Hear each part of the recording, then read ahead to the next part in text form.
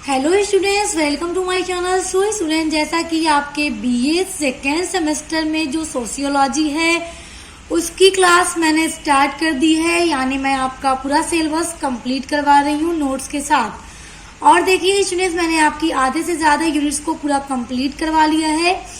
आज की वीडियो का टॉपिक है आपका यूनिट नंबर 8। आपका यूनिट नंबर 8 है भारतीय समाज में परिवर्तन, जैसे जातिवाद, सांप्रदायिकता और नक्सलवाद। ये 3 टॉपिक आपको अपने यूनिट नंबर 8 में पढ़ना है। तो देखिए, आज की वीडियो में हम सिर्फ जातिवाद को कवर करेंगे। ये दोनों टॉपिक नेक्स्ट वीडियो में कवर होगा। देखिए अब जातिवाद क्या है, तो इसको समझिए। आइए देखिए जातिवाद का अर्थ। जातिवाद या जातीयता एक ही जाति के लोगों में उपजी वह भावना है जो लोगों को अपनी जाति विशेष के हितों की रक्षा के लिए अन्य जातियों की हितों की अवहेलना और प्राय उनका हनन करने के लिए प्रेरित करती है। स्टूडेंट्स, देखिए जातिवाद होता क्या है। देखिए, जैसे किसी भी व्यक्ति के द्वारा, किसी भी मनुष्य के द्वारा अपनी जाति को सर्वश्रेष्ठ मानना, यानी कोई व्यक्ति है जो अपनी जाति को सिर्फ ये मानता है कि मेरी जाति क्या है, सबसे अच्छी है, एकदम सर्वश्रेष्ठ है। और ये जो जाति के प्रति निष्ठा की भावना है वही जातिवाद कहलाती है। यानी जितनी भी जातियां हैं समाज में एक जाति के लोग नहीं रहते हैं, समाज में बहुत सारी जातियों के लोग रहते हैं। तो ये जो जातियां हैं तो उनमें से कुछ जाति के लोग अपने आप को सबसे ज्यादा ऊंचा, सर्वश्रेष्ठ और अच्छा मानते हैं। अपने से नीची जो जातियां हैं उन्हें अच्छा नहीं मानते, उनसे छूत की भेदभाव रखते हैं। तो अपने आप को सबसे क्या है, अच्छा मानते हैं। और दूसरी जातियों को नुकसान पहुंचाने के लिए उन्हें कोई फर्क नहीं पड़ता।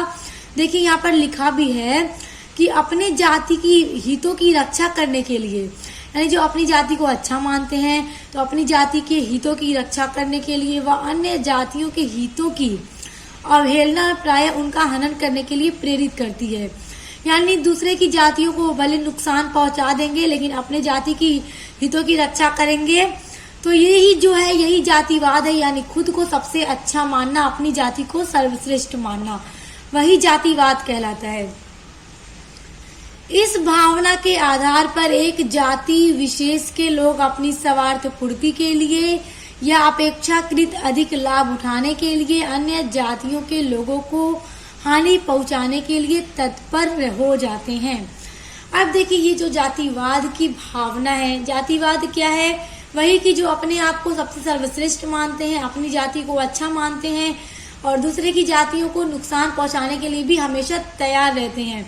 स्वार्थ की भावना होती है, वो उनसे नफरत करते हैं, ईर्ष्या करते हैं, जलन रखते हैं। तो यही सब क्या है, जातिवाद कहलाता है। अब देखिए, इसी भावना के आधार पर मतलब एक जाति विशेष के जो लोग होते हैं, जिनकी जातियां थोड़ा ऊंची कास्ट के जो हैं, वो अपनी स्वार्थ पूर्ति के लिए, अपने आप के लिए, अपनी जरूरतों को पूरा करने के लिए क्या करते हैं कि जो दूसरी जातियां हैं उनको अपने आप को लाभ उठाने के लिए दूसरी जाति के लोगों को नुकसान पहुंचाने के लिए सदैव हमेशा तैयार रहते हैं।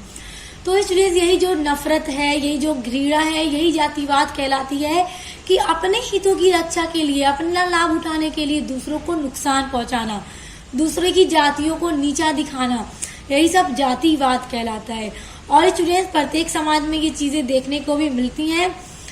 तो ये चीजें नहीं होनी चाहिए, सबको एक जैसा समझना चाहिए। तो इसको खत्म करने के भी उपाय हैं, तो जो बहुत ही इम्पोर्टेंट है, तो वो भी आगे आप पढ़ेंगे। स्वतंत्रता प्राप्ति के पश्चात भारत में लोकतांत्रिक शासन व्यवस्था को अपनाते समय यह आशा की गई थी कि इस व्यवस्था में जातिवाद का अंत हो जाएगा।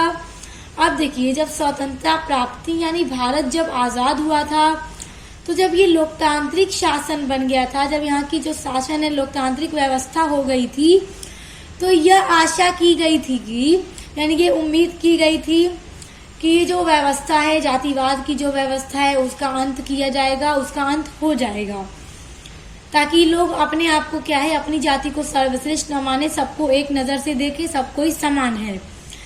परंतु दुर्भाग्य से यह आशा दुराशा मात्र ही सिद्ध हुई। यानी ये आशा क्या है, पूरी न हो सकी। बदकिस्मती से ये आशा न हो सकी और जातिवाद हमें देखने को मिलता है, क्योंकि स्वतंत्र भारत में भी भारतीय राजनीति में जातिवाद के प्रभाव में वृद्धि हुई है। अब देखिए, क्योंकि स्वतंत्र भारत में भी भारतीय राजनीति में जातिवाद के जो प्रभाव है उसमें वृद्धि हुई है। अब देखिए, एक डेफिनेशन है काका कालेलकर के अनुसार, ये अपने पॉइंट ऑफ व्यू से जातिवाद पर एक परिभाषा लिखते हैं। देखिए, ये कहते हैं कि जातिवाद एक अबाधित, अंध और सर्वोच्च समूह भक्ति है जो कि न्याय, औचित्य, समानता और विश्व बंधुत्व की उपेक्षा करता है। देखिए, जातिवाद क्या है? यही कि अपने आप को सबसे अलग मानना, सबसे ऊंचा मानना, सबसे सर्वश्रेष्ठ मानना, समाज में कोई भी लाभ है, कोई भी कंपटीशन जो है उसमें सबसे आगे हो जाना कि हम ही जीतें, और अपने आप को जीतने के लिए, अपना लाभ उठाने के लिए दूसरे जातियों के लोगों को नुकसान पहुंचाना, ये सब जातिवाद कहलाता है। तो काका कालेलकर अपने परिभाषा के द्वारा हमें यही बताते हैं।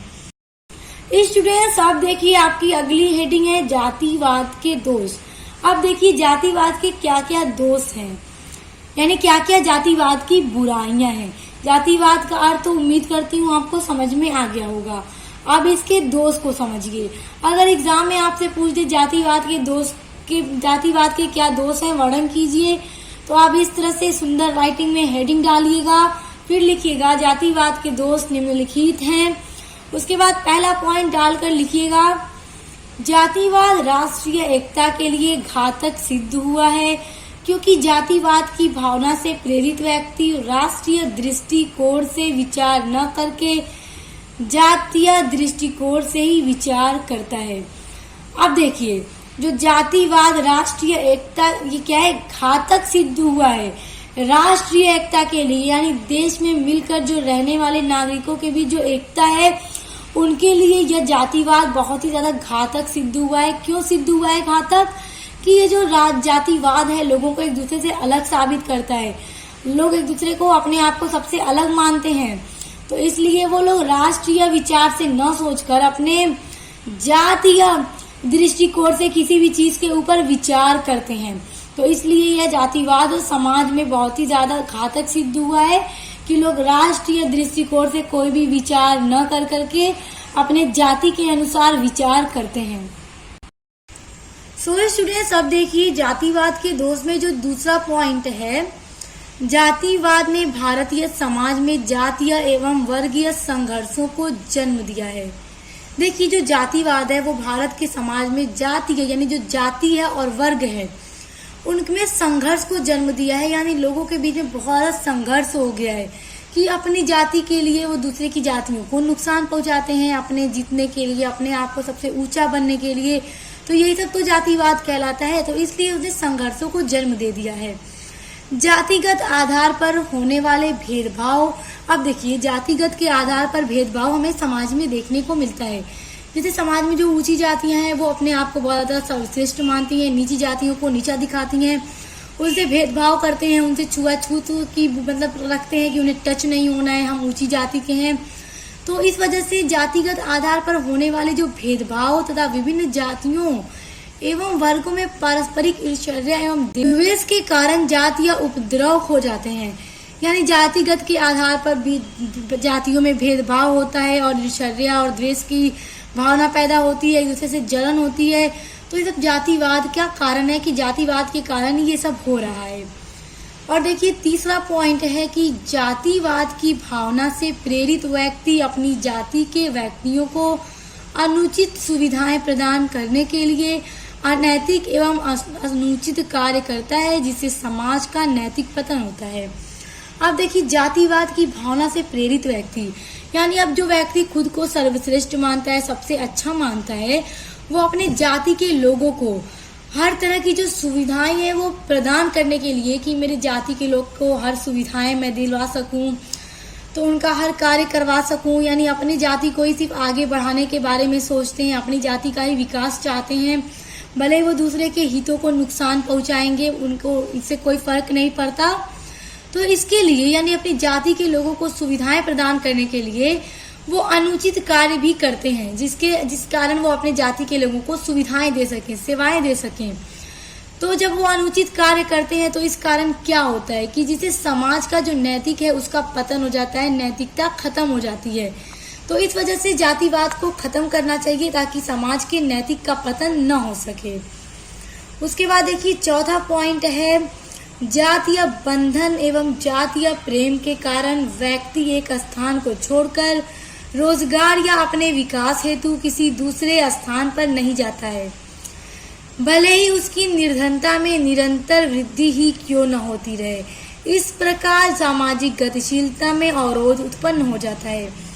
अब देखिए, जब एक जाति के लोग हैं तो वो एक क्षेत्र में निवास करते हैं। जैसे सुने समाज में हमें ये चीजें देखने को मिलती हैं कि जो अलग अलग जातियां हैं तो उनका भी क्षेत्र नहीं थोड़ा होता है कि इस जाति के लोग हमें इकट्ठा देखने को मिलते हैं, उनका अपना अलग क्षेत्र होता है जहाँ वो रहते हैं, या फिर दूसरी जाति के अलग, मतलब इलाका थोड़ा बटा होता है। तो जब वो जहाँ पे रहते हैं तो उनके ही जाति के लोग रहते हैं, और जो अपने आप को क्या है सर्वश्रेष्ठ जब मानते हैं तो भले उसमें चाहे कोई अमीर हो या गरीब हो।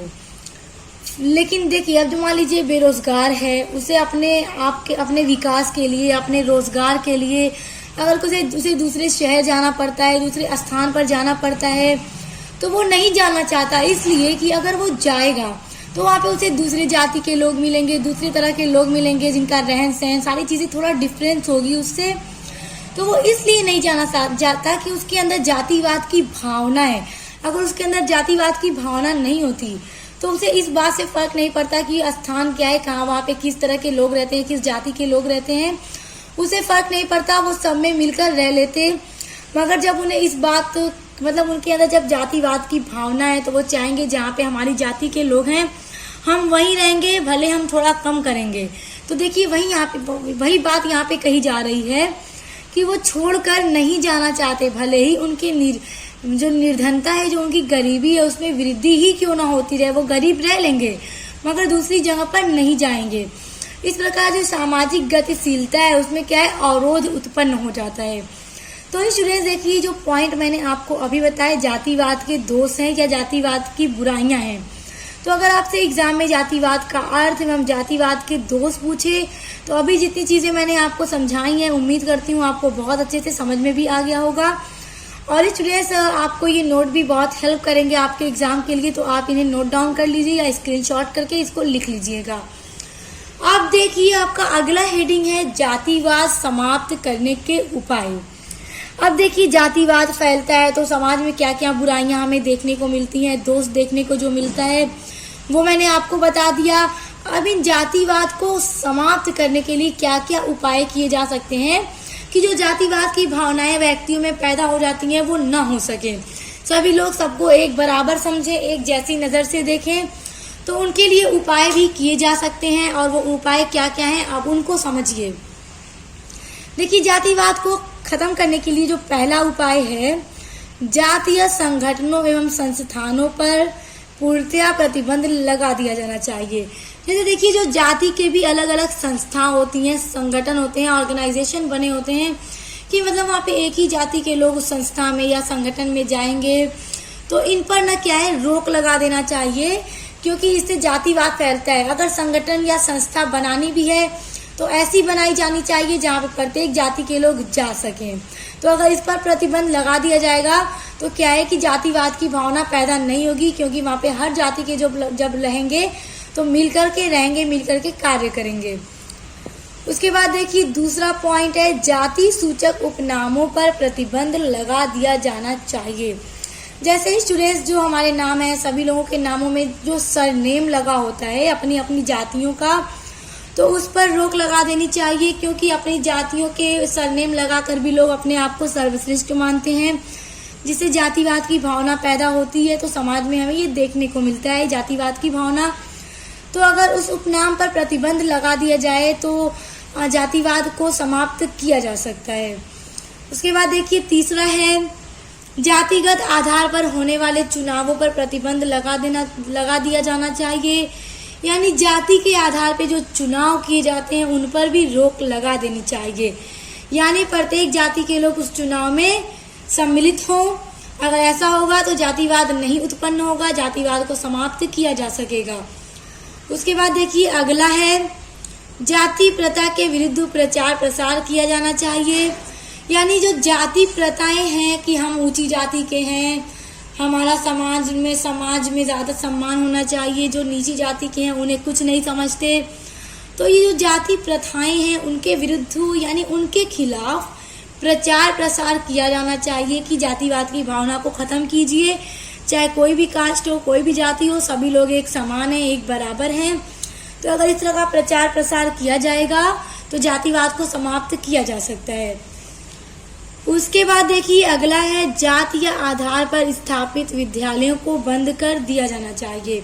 यानी जो जाति के आधार पर विद्यालय खोले जाते हैं कि इसमें बस इसी जाति के लोग पढ़ सकते हैं, शिक्षा ग्रहण कर सकते हैं, तो ऐसा नहीं होना चाहिए। विद्यालय ऐसा होना चाहिए जहाँ पे हर जाति हर धर्म के लोग आसानी से प्रवेश ले सकें और शिक्षा ग्रहण कर सकें।